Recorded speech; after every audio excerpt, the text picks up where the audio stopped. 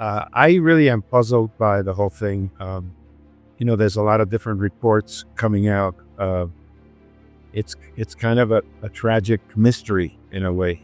By now, you should have heard that Gene Hackman, the legendary actor best known for his roles in iconic films like The French Connection and Unforgiven, has passed away recently under mysterious circumstances, leaving behind not just a storied career, but a perplexing story that's still unfolding. Hackman's friend, Stuart Ashman, who knew the actor well over the years, recently shared his emotional reflections and memories of the star.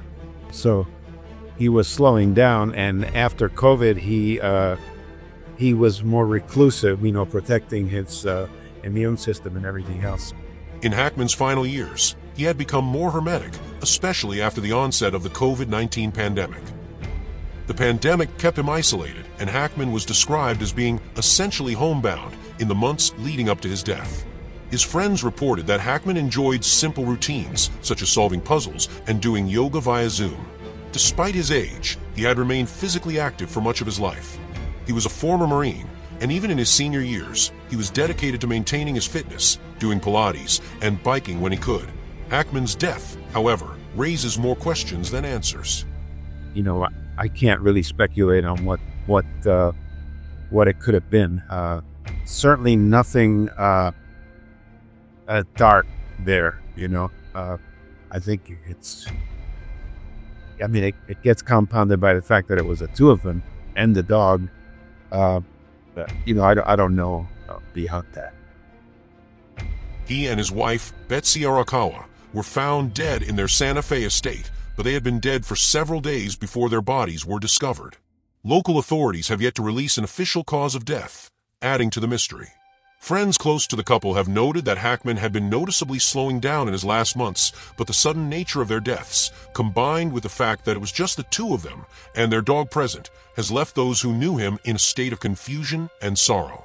Ashman, who had known Hackman since the late 90s, expressed regret over the distance that had grown between them, particularly after the pandemic. The last time they spoke was before COVID-19, and Ashman now finds himself haunted by the missed opportunity to reconnect before Hackman's passing. The actor had even given Ashman a painting in exchange for a few dozen eggs he delivered from his farm, one of the last tokens of their friendship.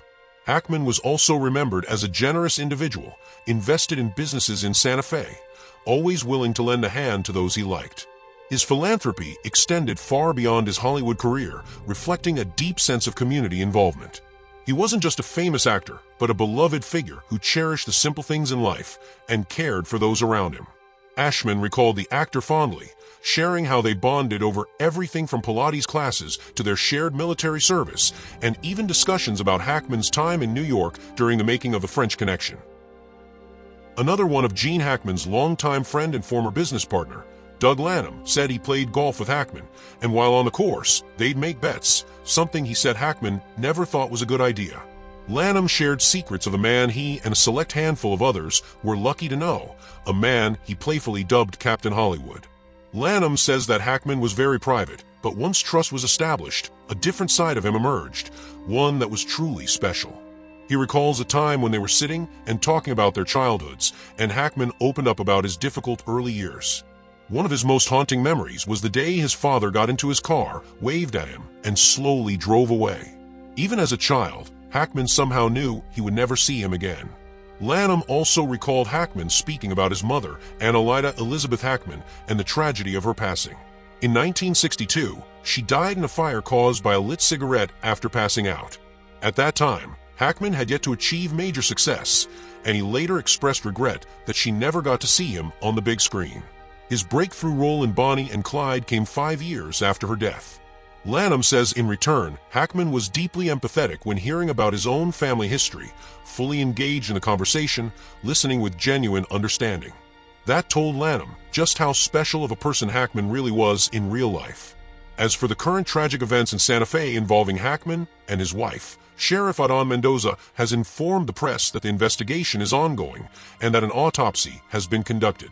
Initial findings revealed no external trauma on either individual, but the cause and manner of death remain undetermined.